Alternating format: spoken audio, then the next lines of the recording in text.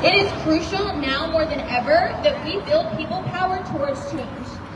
Originally, you were going to see the climate clock projected behind me, but my projector was not working. But the climate clock is actually being projected around the world today in a global day of action to show how much longer we have until the planet has warmed by 1.5 degrees Celsius since the Industrial Revolution. So for the first time, that climate clock today drops below 5 years. That 1.5 degrees of Celsius warming is the temperature that nearly 200 countries pledged to keep us under 10 years ago. But we see that that promise is not being kept, seeing as we now have less than 5 years before we reach that tipping point. Which is why we are here, because you know what they say, when the people lead, the leaders will follow. So that's what we're here to do, to compel our leaders to act, to lead our leaders to a just, safe, sustainable, and equitable future that we deserve. To demand real change, to demand a future without fossil fuels and with real funding for climate solutions. So before we officially kick off today's rally, I just want to point out a few things to help everyone out and ensure everyone's safety. So we have a couple different volunteers hanging out with ACE. They have on these black ACE t-shirts, so don't hesitate to ask them questions if you have any. We also have this resource table set up over here with water, a sign-in sheet, so we can show how much people power we're building, but also so you can get connected with ACE and learn more about not just actions taking place for the county, but on a state and national level as well. And there's also going to be water and pizza, as well as information for the nearest public restrooms. We're only going to be here for about an hour today, but just in case, there's a public restroom at the Smithfield Liberty Parking Garage at 629 Smithfield Street. It's about like an 8-minute walk. And then there's also the Gateway Center T-Station Parklet at 501 Stanwick Street. That's about a 10-minute walk, but that one is ADA accessible. So now that we have those things covered, I just want to reiterate why we're here today. We are gathered to demand a better future for ourselves, our children, and our children's children. We are here to demand an end to the planet-warming fossil fuels that are killing us and choking the planet. We are here to demand the funding of real climate solutions, allowing us to mitigate the worst of climate change before it's too late.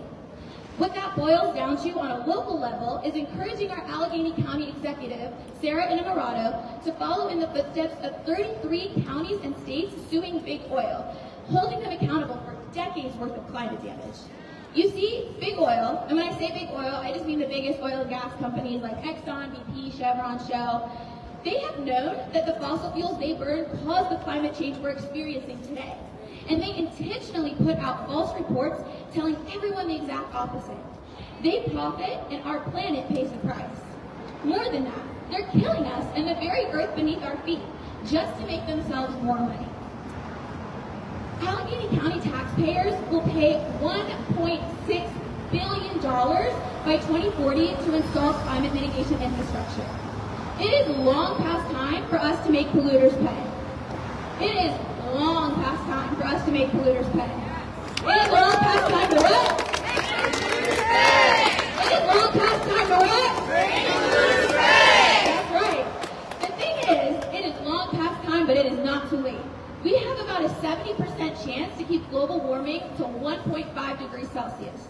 Now, 70% is nothing to sneeze at because you know what they say. 70% is a C, and C's get degrees. Now in this case, a C gets us a livable planet, and I will definitely take those odds.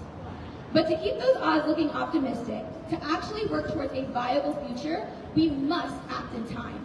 We must act now, because our communities have been waiting far too long for the redress we deserve, for the environmental justice we deserve.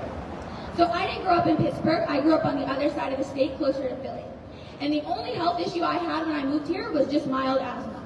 Now, within 2 years of living here, my asthma got worse and I had to get on more medications to manage it. Within 5 years, I got pneumonia so bad, I developed an empyema in my lung and had to get lung surgery at 22. And now, 7 years later, or 7 years into living here at 24, I was recently diagnosed with an autoimmune disease. We know that environmental factors can trigger diseases, lung problems, autoimmune. So here I am at 24 years old, taking more than 10 pills a day to manage living in a place where the air quality ranks in the top 2% of counties at risk for cancer from air pollution. And I share all of this not to bring down the mood or anything like that, but because my story is the story of far too many of us for far too long. It is long past time that our leaders not only take action action, but take as much action as possible to prevent any more stories like ours. So we know our county executive, Sarah Innamorato, is a huge champion for climate action, championing sustainability, environmental justice, and green economy. So we urge Sarah to hold big oil accountable for environmental damages, allowing for even more funds to bolster our county's climate action plan and right decades of wrongs. We call on you, Sarah, to take further action because it's long past time to make sure that no more of us die, no more of us deal with debilitating health issues because big oil just can't stop polluting for profit. So as I mentioned, my story is far from unique. That's the thing about the environment. Air and water don't believe in the arbitrary ways that we separate ourselves with borders. What impacts one of us impacts all of us. So these incredible, resilient guest speakers that we'll be sharing with you next tell the story of all of us. So thank you for being here with us in community to hear our stories, your stories, and to build power to create the change we need to see. So without further ado, I'd like to introduce you all to our first guest speaker, Cindy Lay, a student at University of Pittsburgh and a member of our Youth Advisory Board here at Action for the Climate Emergency.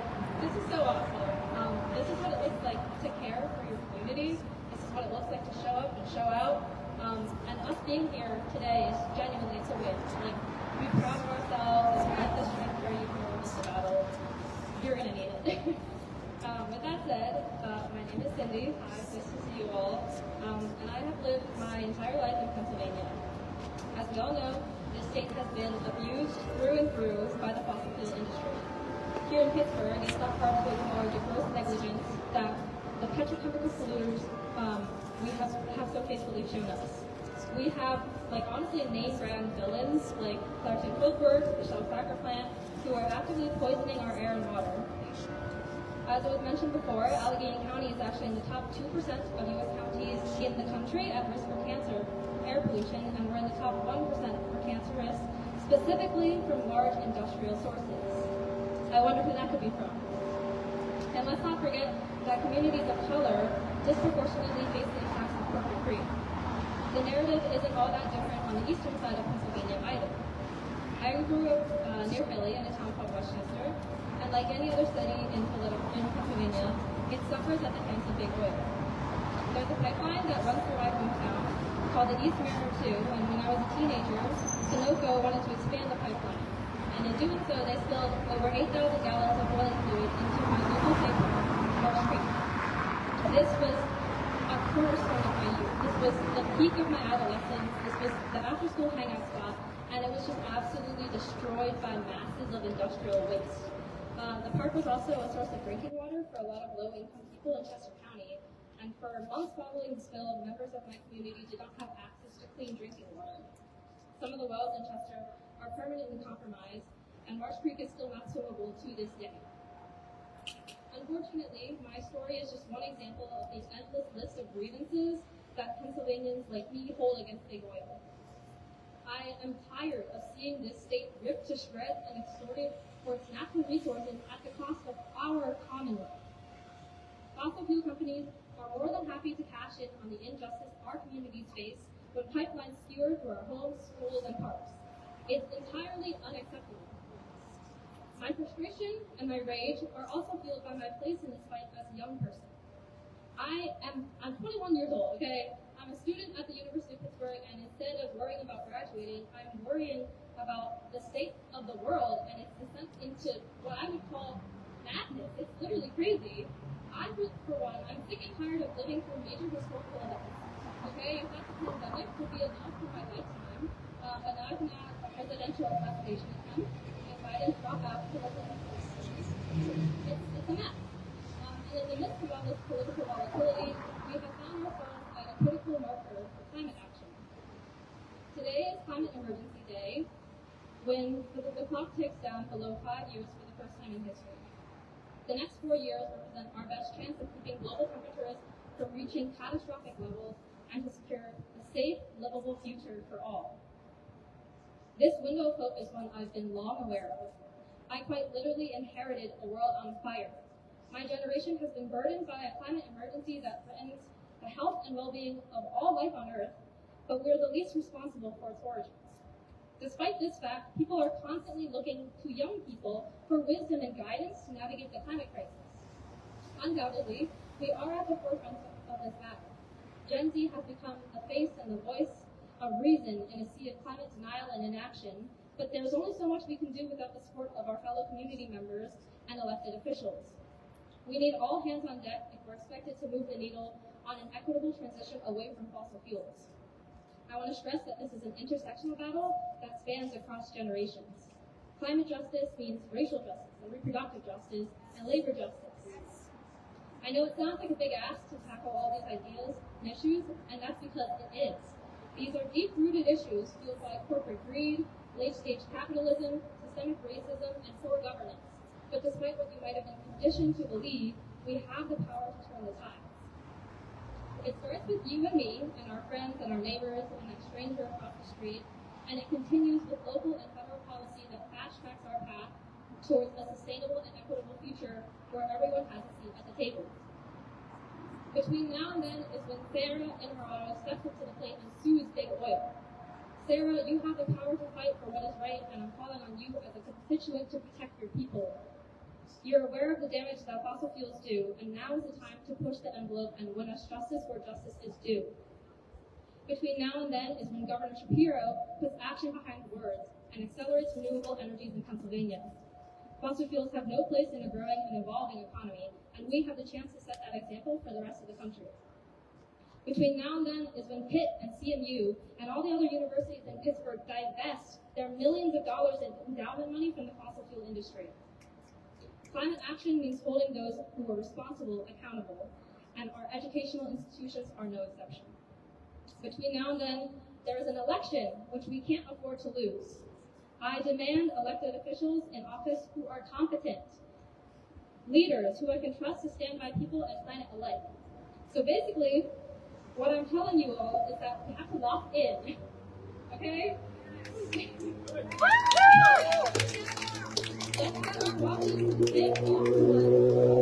it done. We can do it because we have to. Thank you.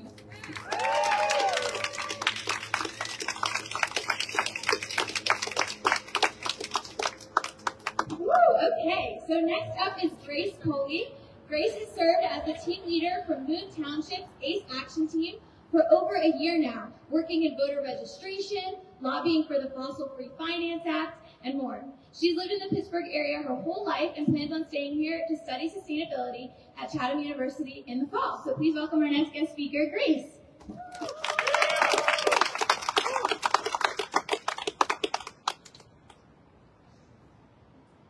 Hi, thank you so much. So a few things come to mind when we think of the city of Pittsburgh. Bridges, pickles, championships, London Bridge. All of these things represent our beloved city, right? A study by the American Lung Association found that Pittsburgh ranks among the top cities in the world for year-round particle pollution, which leads to higher rates of lung diseases and disorders like bronchitis, emphysema, COPD, and even cancer among our city's residents. The cause of these elevated levels of pollution are not the fault of the average person, but rather the fault of the same industry that's polluted our history, continues to pollute our present, and the industry that if we don't change now, will continue to pollute our future, the fossil fuel industry. Climate change is not some made-up concept to scare the next generation. It is here, and it is now, and it affects us all. We are paying for the climate crisis in ways that we may not even realize on the back of it, and it's time for that to change. It's time for big oil and gas to be responsible for the damages they know they have caused. By urging our city and county officials to not only divest from, but also hold institutions and organizations accountable, we as residents will reap the benefits. Cleaner air, cleaner water, fewer individual costs, more job opportunities, and so much more are closer than ever before. The solutions we need exist, and we still have time to make the changes we need. But the time that we have is running out. So often we are told that solutions are on the way, but these solutions cannot be delayed forever. On this climate emergency day, for the first time in history, the clock will tick down below 5 years. This means that we will have less than 5 years to move away from the industries that have plagued our region for so long and towards climate solutions in order for these negative effects to not become harmful. This change is happening not just in Pittsburgh, but across the globe. People everywhere are urging their leaders to make bold and effective decisions that will benefit their communities. Because while that window of opportunity is closing, for now it is still open, and we must fervently take advantage of it. We must ensure that the eyes of our leaders and our representatives are on us. We need to ensure that not only are we seen, but we are also heard. And not only are we heard, but we are also listened to and taken seriously, because this is serious. Our neighbors over in Bucks County have shown us that this change and this influence is tangible. They've already divested from big oil and chosen to take part in a climate crisis lawsuit to fight for and guarantee that these companies that have knowingly provided us with false information for decades pay their fair dues. It is pivotal that the city of Pittsburgh, along with Allegheny County Executive Sarah and Morano, follow in these footsteps and do our part to secure a better, cleaner, and brighter future. When we acknowledge the issues that our community faces due to the fossil fuel industries, the more inspired we should feel to ignite change and movement away from these industries. This change is not only happening in our community, but in so many communities around the world, this very day, this very hour, this very minute. And when communities change together, the world will change with them.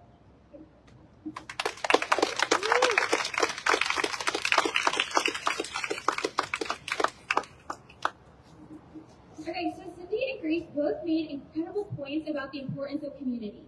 Because we see so often that even as we make climate progress at a national level, too often federal policy misses us on a smaller level, within our communities, within our families, and ourselves as individuals.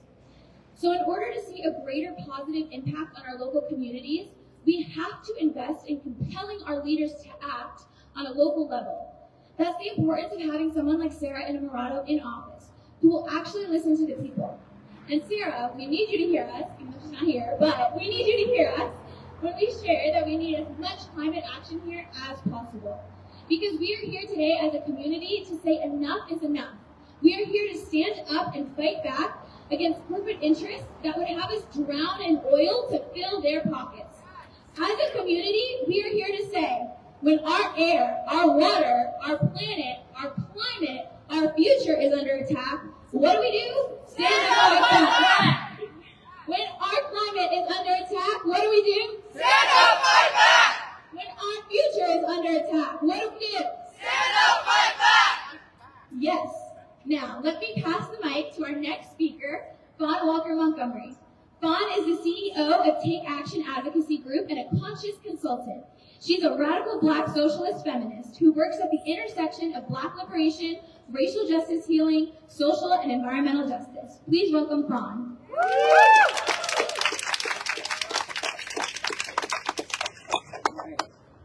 Hello, everyone.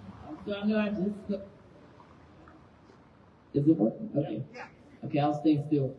I know I just spoke some of the same stuff, and that's okay. I would just want you to imagine, if you're tired of hearing it, we're tired of living it. So, this is the Global Day of Climate Action. We're here to demand an institutional investment of funding into what climate solutions.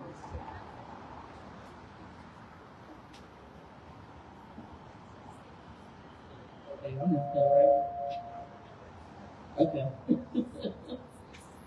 So for us, it's been past too late. The industries have lied for centuries, put out misinformation.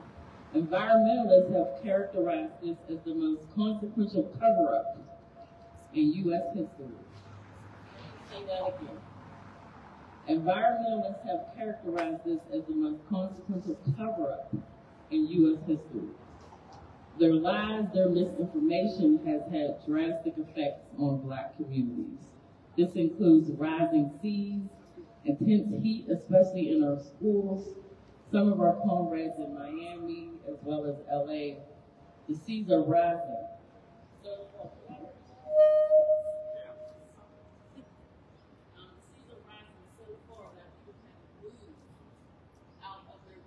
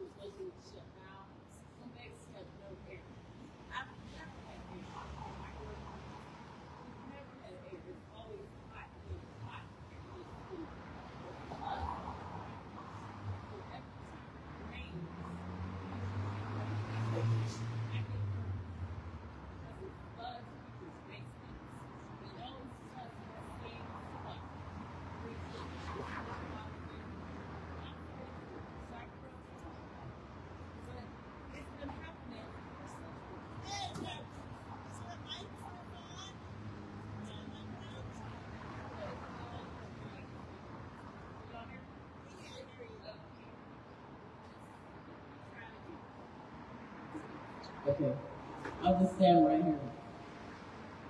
I'm not going to move, I'll try not to.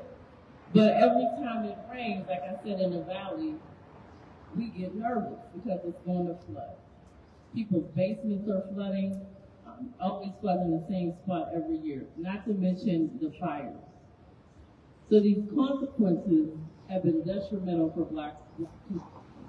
Not to mention what's being released in the air. It smells like rotten eggs certain parts of McKeesport. I've never been able to breathe the air. I need y'all to hear me on that. Never have I ever breathed clean air. Water. I never drunk the water in McKeesport. They tell us never do that. We have bottled water everywhere. If you come to any of our houses, we have strings of bottled water, and that's not even safe. So it's like I'm playing Russian roulette. I'd rather get a bottled water than drink the water off the sink because I know it's going to kill me. But we still got to wash it because it's all we have. So growing up there, and I spoke about this earlier, there's always a water advisory. Every year, there's more than 2 water advisories. So if y'all know what that is, that means you can't drink the water while the advisory is put up. They don't want you to brush your teeth, and they want you to wash it because it's contaminated. So we can't do nothing with the shame. Exactly, it is a shame, but it's so common.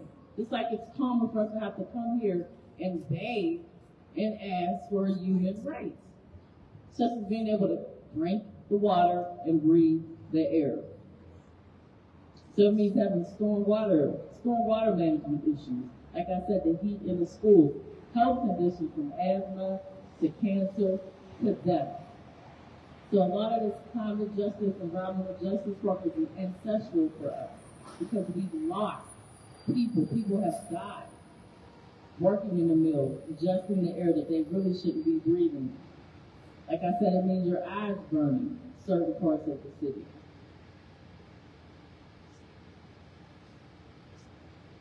It means having to pick the water, or your husband with champagne, having chemical problem with the water. Why is it probably it means having to work at a company that is actively killing you because you think there's no other valuable jobs in that community. So if you live in the Mon Valley, I'm talking about the steel mill.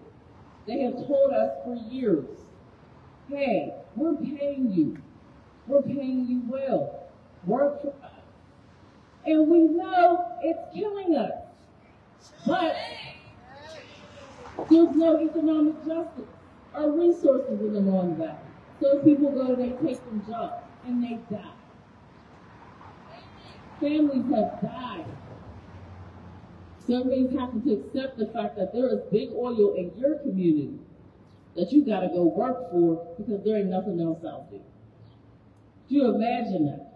My ancestors came up here for a better life because they said, oh, there's jobs up there, and they're dying just because of the air, just because of the jobs they feel like they had to choose. Knowing this information, big oil lied for centuries to further their platform, maintain the status quo, and keep capitalism going. They pivoted misinformation. These industries knowingly caused climate issues and left us to pay the price, literally. So when it comes to our communities, they would come and they would promise us, oh, more money. If you work with us, we'll give you more money. Your municipality will thrive. And I'm an old elected official.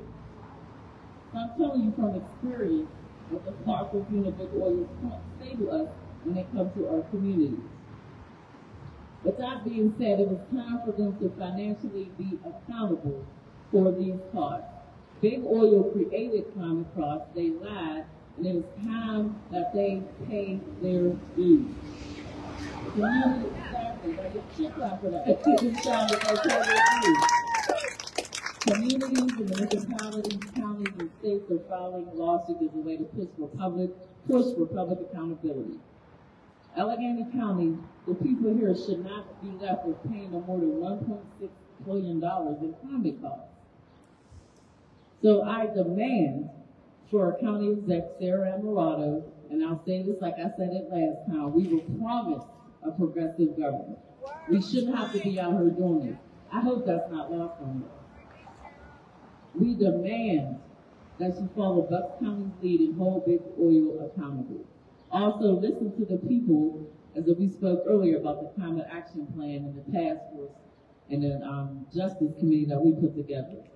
In the end, when this happens and Big Oil is accountable, we need to make sure that the money is not used to gentrify our communities. Yeah. I'm going to say that again, because that gets lost, especially in environmental justice. Y'all cannot act like the little bikes and the scooters took away from us having actual resources in our community, like actually having hospitals we can get to, resources we can get to treat our asthma, to treat our cancer. We don't want no damn bikes. We don't want no damn trees either. We're sick of that. Every time it comes down the pipeline, the money goes to green jobs. I don't see a lot of us with green jobs. But they'll use these buzz and these keywords. Y'all need to hear what I'm saying, because it happens all the time, especially in environmental justice. So when this comes down the pipeline and those lawsuits are filed, it needs to get to us, the people that it actually needs to get to. So that money should not be used to further gentrify my community. The money needs to come directly to us. There should be community benefits agreements in place. There should be forms of shared power. There should be committees with people that look like me on it. Yes, y'all need to talk for that too. I always feel like I have to say that when I'm ending these speeches in regards to holding Big Oil accountable. Because it does nothing if we hold them accountable and the money just goes back to Big Oil. That don't make no sense, but that happens all the time. So to Sarah, to this administration, when you do it, the money should actually give back to the people it's supposed to help. Thank you for having me.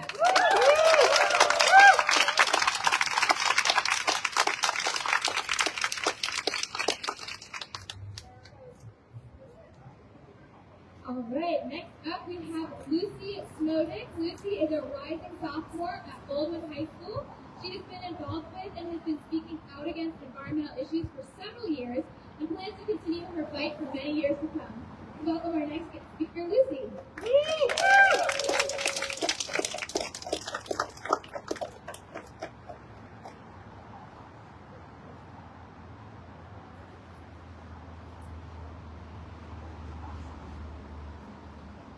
Okay.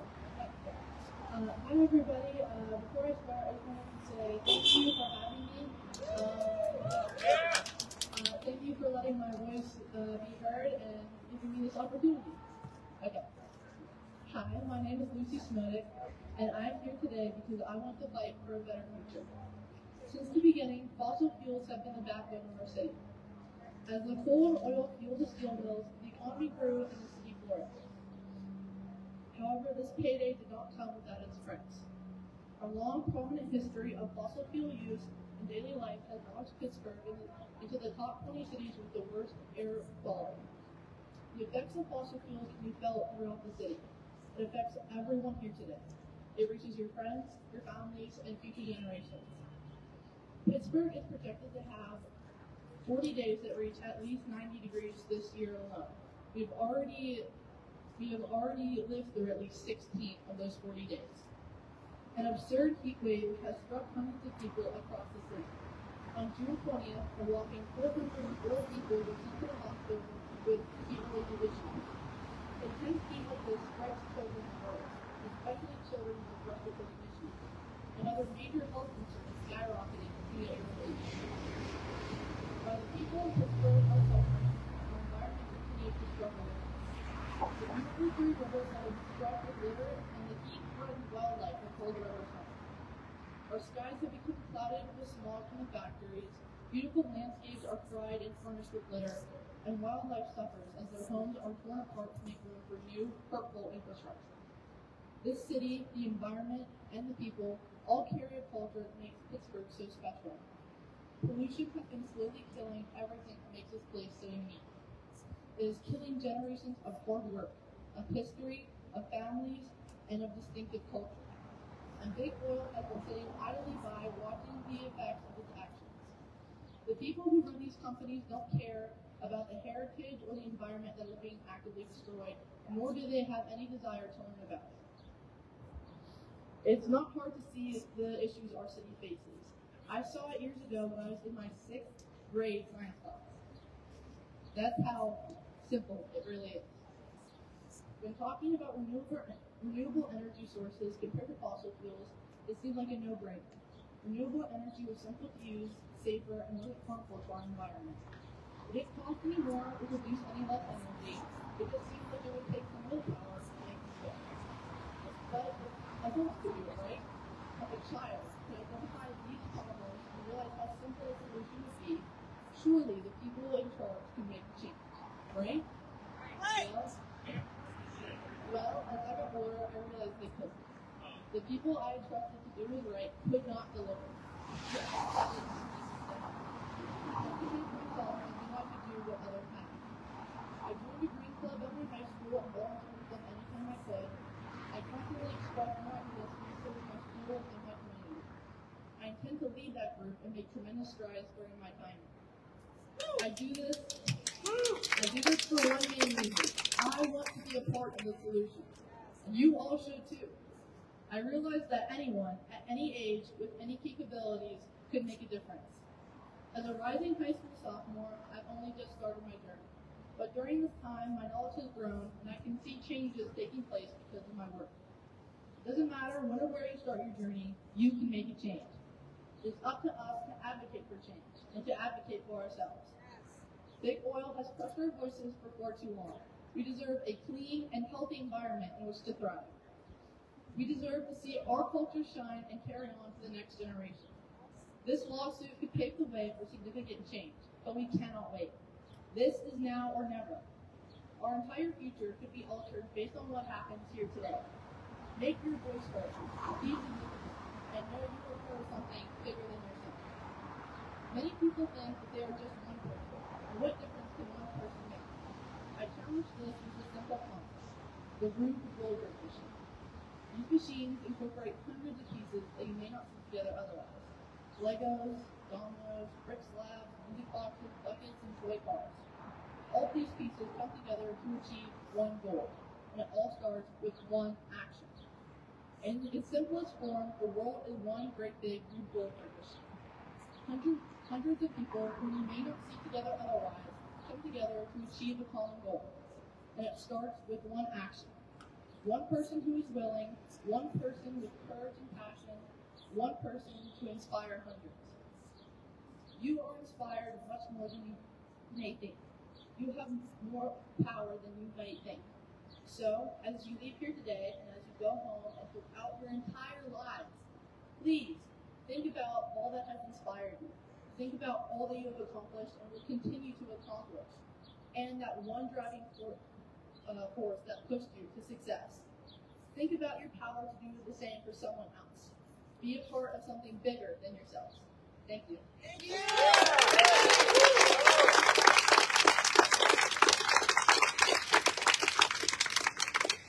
So both Dawn and Lucy emphasize the importance of showing up to hold our leaders accountable. To create change, we must show up in community, and I hope you all look around you can see that we are not alone in this fight. It takes all of us.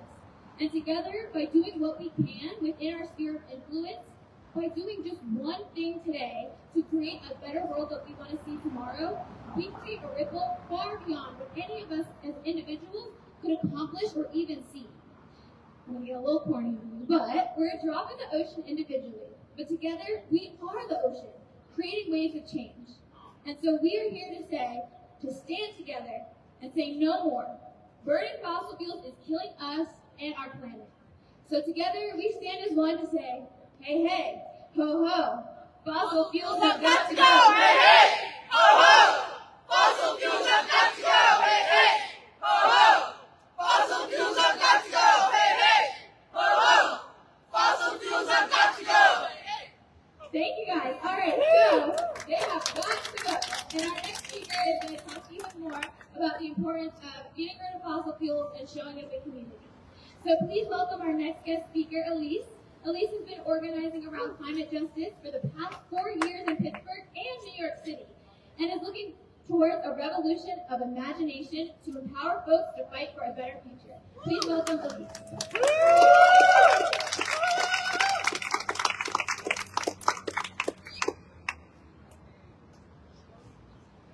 Okay. You'll get to hear me speak again. This is so fun.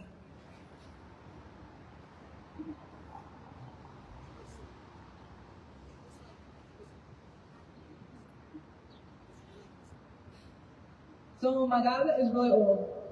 He's been in Pittsburgh his whole life. And so when I was younger, he would always tell me this story.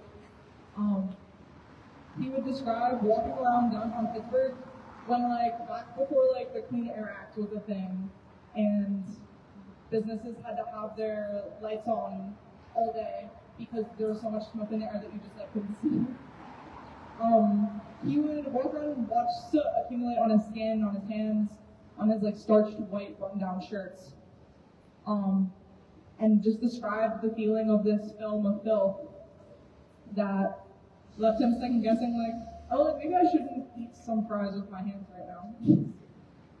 And he would shower when he got home, and he would just watch the water run black as he was washing the soot off of his skin. And I can only imagine how the inside of his lungs looked from breathing that in, of course. So like my dad, if you weren't here earlier, my name is Elise, and I've been in Pittsburgh my whole life. Who else is a lifelong Pittsburgher? Anyone? Let's go! Okay. Yeah, the baristas at Tazadora watched me grow up, becoming ever more polite as my sisters bought me brownies there. I'd go to the strip every Sunday with my dad and buy produce, shopping for those delectable styrofoam containers of lo-mein. You know what I'm talking about. And I've become too familiar with the UPMC hold music. They need to switch it up. If you still need more proof, though, I went to Reisenstein for preschool. Does anyone remember Reisenstein? Yeah, you might better know it as Bakery Square. So once the classroom, okay, the Pittsburgh lore goes so crazy. I actually learned more about it as I was like researching for this speech. So if you want to hear about it, talk to me. But once the classroom where my teacher helps me open my milk cartons, in elementary school, I would like be in the car as my dad was driving by, and I just watched cranes demolish my preschool, building it in the image of old money's luxury apartments and displacement. And though I couldn't tell you what gentrification was at the time, I could tell you that it was wrong to curtail local service and the sacred culture that came with it. Whether we knew it or not, Pittsburgh's changes were changing me. I was becoming more cognizant that the city seemed determined to leave some people behind. And that takes me back to my dad, whose lungs are only one of the hundreds of thousands that received abuse as Pittsburgh and this county has failed to clean up its act. Only these days, the pollution is a little less visible. Now it shows up in lung x-rays, MRI scans of rare cancers. And what we're getting into today is that it doesn't show up in every neighborhood, every municipality equally. So let me take you into another county for a second. I don't think I realized just how remarkable Western Pennsylvania was in this whole pollution thing until I went on this website. It's called Carbon Bombs, and it basically maps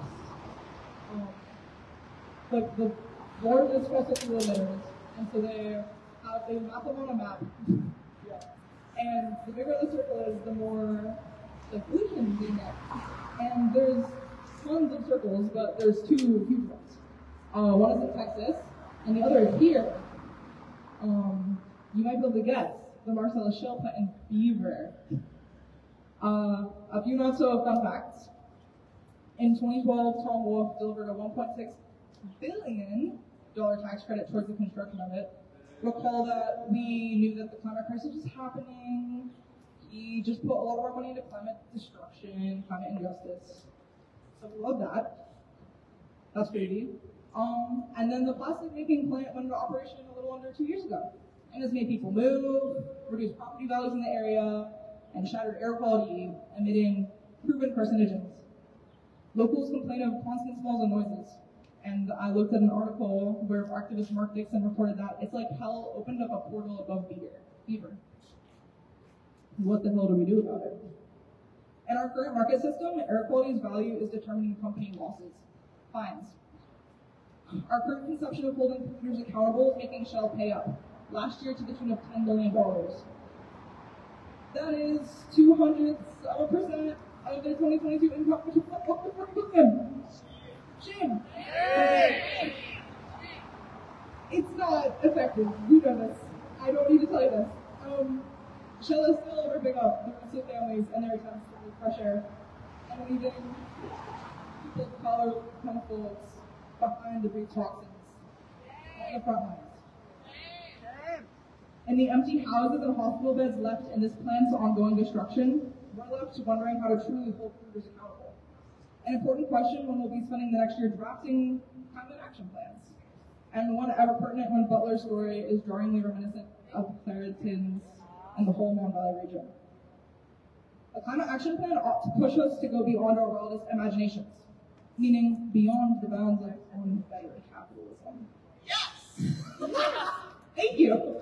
What if we held Shell accountable by building a robust mutual aid network for the 600 workers that works there, and that allows them to strike indefinitely for the closure of the pollution machine, embarrassing Shell, and preventing Shell from profiting from its investment? Yes.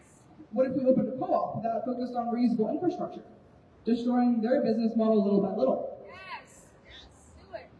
Let this climate action plan break out of the contemporary frameworks of money and power that got us here in the first place. Anything you can think of is possible, and I fucking mean it. Like, I'm so serious. People say that I'm like a black dude, but no, I'm being so for real. It's our duty to fight for our immediate futures, and the futures of those we hold dearly, and the futures of strangers. We are in Martin Luther King's inescapable network of mutuality, where our fates are all intertwined in a blanket of justice that is waiting to be woven. We, the weavers, hold our needles at the ready, knowing that while one knot doesn't make the blanket is also incomplete without our contribution. This half-woven blanket is the one I curl up in each night, my mind racing with the what-ifs that hold a continuous resolve to keep weaving. And these thoughts, I come back to myself and feel a warmth beyond words. I understand without a doubt that this is where we are meant to be. Thank you all.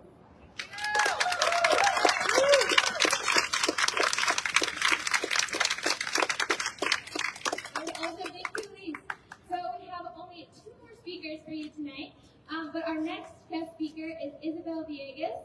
She's a recent graduate of she's a recent environmental studies graduate from the University of Pittsburgh, currently working at Garfield Community Farm as a summer engagement and education apprentice. Hailing from the U.S. Virgin Islands, she's especially passionate about marine conservation, environmental justice, and climate policy. Turning that passion into action, she is a longtime activist and has worked for both local and international environmental justice organizations, dedicated to pursuing a future of collective global liberation. Please welcome Isabel.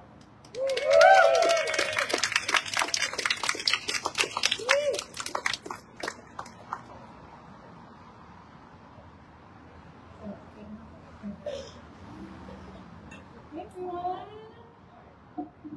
I'm very happy to be here with you all today, and a special thank you to everyone who put this together. You know it's hard work, and I want you to know that we see you, and we appreciate it. Thank you for allowing me the opportunity to speak with you all today. My name is Maria Isabel Villegas, but I also go by Isar Isabel. 5 years ago, I moved to Pittsburgh from St. Thomas, U.S. Virgin Islands, to go to the University of Pittsburgh. And I currently work at Garfield Community Farm, where I serve as a summer engagement education apprentice. In September of 2019, I stood in this very spot and spoke about the devastation that occurred to the Virgin Islands and Puerto Rico after Category 5 hurricanes Irma and Maria just 2 years prior in 2017.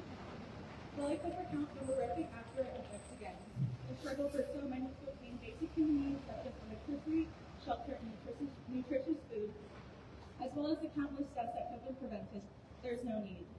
We see the same story repeated once again. Hurricane Beryl has devastated Caribbean nations such as Jamaica, Barbados, and the Cayman Islands. However, the destruction left in the wake of these natural disasters is not what I want to focus on today. Coastal communities are always at the front line